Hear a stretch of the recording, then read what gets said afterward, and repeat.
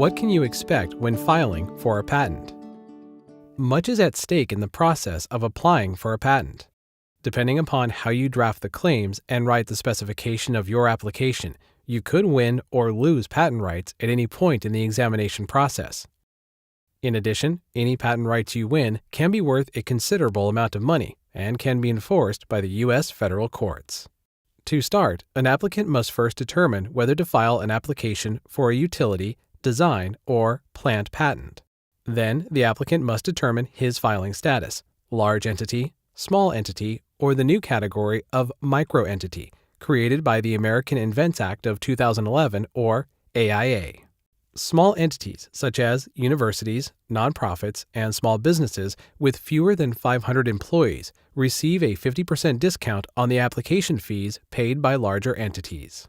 Meanwhile, microentities, defined as entities with a gross income less than 3 times the U.S. median household income, receive a 75% discount on their application fees. Finally, the applicant must decide whether to file an abbreviated provisional patent application versus a complete non-provisional one. A provisional application consists only of the specification describing the invention and any drawings that might be necessary to understand the invention. A provisional application is viable for 1 year and is not subject to examination. It's also much less expensive to file a provisional application than it is to file a regular non-provisional application. Only $1,000 in official fees for large entities, $500 for small entities, and $250 for microentities. The provisional application is viable for 1 year as it serves as a placeholder while the inventor researches prior art, drafts claims, and other work required of a complete non-provisional application. This function can be important given that many companies and inventors are working on new products and services aimed at the same markets. When it comes to filing a full non-provisional application, the most critical task is to draft the claims. This is an art in and of itself, one that will determine the inventor's rights and an infringer's liability.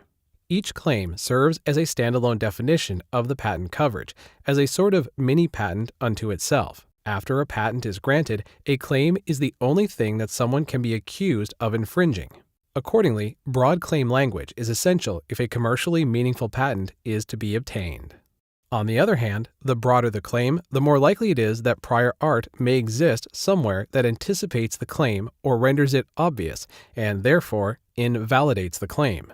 So the competent draftsperson submits a dozen or more claims, typically moving from broader to narrower in scope, in case the broader claims turn out to be disallowed by the USPTO or later invalidated by a court. In one famous 1986 case, a patent was issued to David C. Paulson for a computer shaped like a clamshell, essentially the first laptop computer.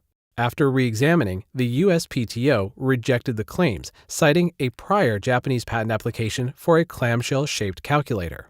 Because a calculator is a type of computer, the USPTO's Board of Patent Appeals upheld the rejection, as did a federal appeals court in 1994. Had Mr. Paulson limited his claim, for example, to a programmable multifunction computer in the shape of a clamshell, it would likely have been upheld. That's because the key difference between a computer and a calculator is the ability to perform multiple and varied tasks upon user command. The lesson being, you should strive to draft the broadest claim that is consistent with the specification and does not encompass any known prior art as well as narrower claims as backup.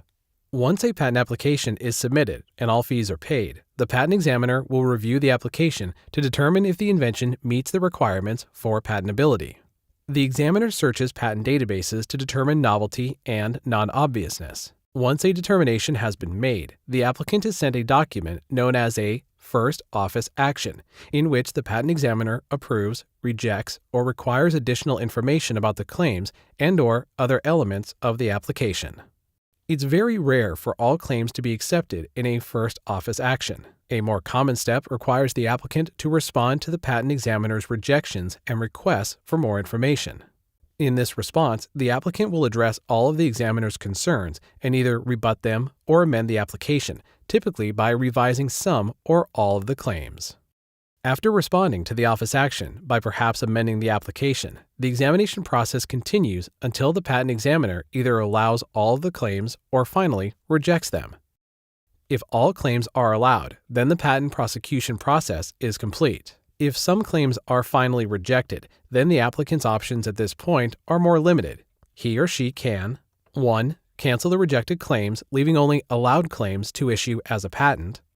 2. Continue the fight by filing what is called a continuation application and drafting new claims. 3. Appeal to the Patent Trial and Appeals Board, arguing that the patent examiner erred in not allowing the claims. If the patent is ready for issuance, the patent holder must pay the application fee and the USPTO issues the patent. Keep in mind, utility patents are subject to maintenance fees due at 3 years and 6 months, 7 years and 6 months, and 11 years and 6 months from the date of the patent grant. Plant and design patents must also pay maintenance fees.